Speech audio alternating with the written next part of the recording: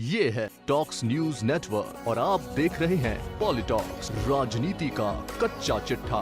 राष्ट्रीय लोकतांत्रिक पार्टी के राष्ट्रीय संयोजक तथा नागौर सांसद हनुमान बेनीवाल ने मंगलवार को वित्त विधेयक 2021 की चर्चा में भाग लेते हुए किसान आंदोलन के पक्ष में कृषि बिलों को वापस लेने तथा देश के किसानों के हित में संपूर्ण कर्ज माफी करने की मांग को दोहराया। सांसद बेनीवाल ने कहा कि जब मोदी सरकार कश्मीर से धारा 370 हटा सकती है तो किसानों की कर्ज माफी तो बहुत सरल काम है सरकार के लिए। हनुमान बेनीवाल ने लोकसभा में बोलने के लिए मिले केवल 5 मिनट के समय में बहुत से महत्वपूर्ण मुद्दों की ओर केंद्र सरकार का ध्यान आकर्षित किया और राजस्थान सहित देश की जनता की मांगों को सदन में रखा। सांसद हनुमान बेनीवाल ने कहा कि सरकार ने कृषि सुधारों के नाम पर पेट्रोल पर 2.5 प्रति लीटर व डीजल पर 4 रुपए प्रति litre agriculture, infrastructure and development cess लगा दिया, जबकि पेट्रोल डीजल के दाम 100 रुपए प्रति लीटर के आसपास हो गए हैं। ऐसे में उसको कम करने के उपाय करने की जरूरत है, क्योंकि पेट्रोल डीजल के बढ़ते दामों से सीधा असर महंगाई पर पड़ता है।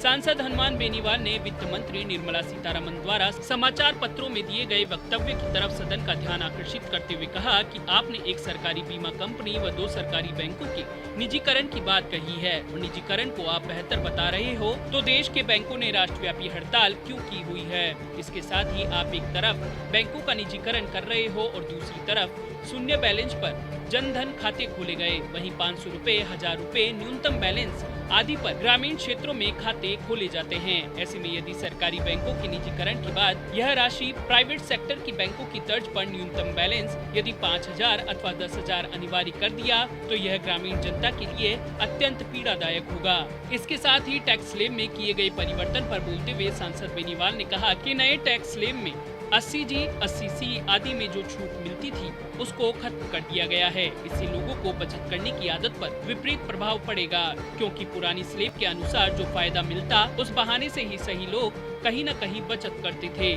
सांसद हनुमान बेनीवाल ने G2C और C2C सेवाओं में गैर नकद भुगतान को MDR शुल्क मुक्त करने की मांग की, ताकि गैर नकद लेन देन की अर्थव्यवस्था को प्रोत्साहन मिल सके। सांसद बेनीवाल ने 29 सितंबर 2017 के GST नोटिफिकेशन का जिक्र करते हुए कहा कि इसके अनुसार खादी फैब्रिक GST से मुक्त है, परंतु खादी से बने वस्त्र व अन्य वस्तुओं पर टेक्सटाइल फैब्रिक से बने रेडीमेड कपड़ों की तर्ज पर 1000 रुपए मूल्य तक 5% व उससे ज्यादा होने पर 12% GST की मांग की जाती है। इसलिए खादी से बने वस्त्रों को GST की जीरो सूची में शामिल किया जाए तो खादी उद्योग को बढ़ावा मिलेगा। सांसद हनुमान बेनीवाल ने कहा कि बजट पर विश्लेषण किया जाए तो कोरोना से प्रभावित अर्थव्यवस्था में जिन उपायों का जिक्र बजट में हुआ है उससे मध्यम वर्ग व वेतन भोगियों को कोई लाभ नहीं मिल रहा। इस पर सरकार को जरूर विचार करने की जरूरत है। साथ ही ट्रैक्टर, हार्वेस्टर, ड्रिप और स्प्रिंकलर सिंचाई प्रणाली से जुड़े सामान पर व फ्लोर मिल मशीनरी सहित वो तमाम कृषि उपकरण जिन पर 12% व 5% GST ली जाती है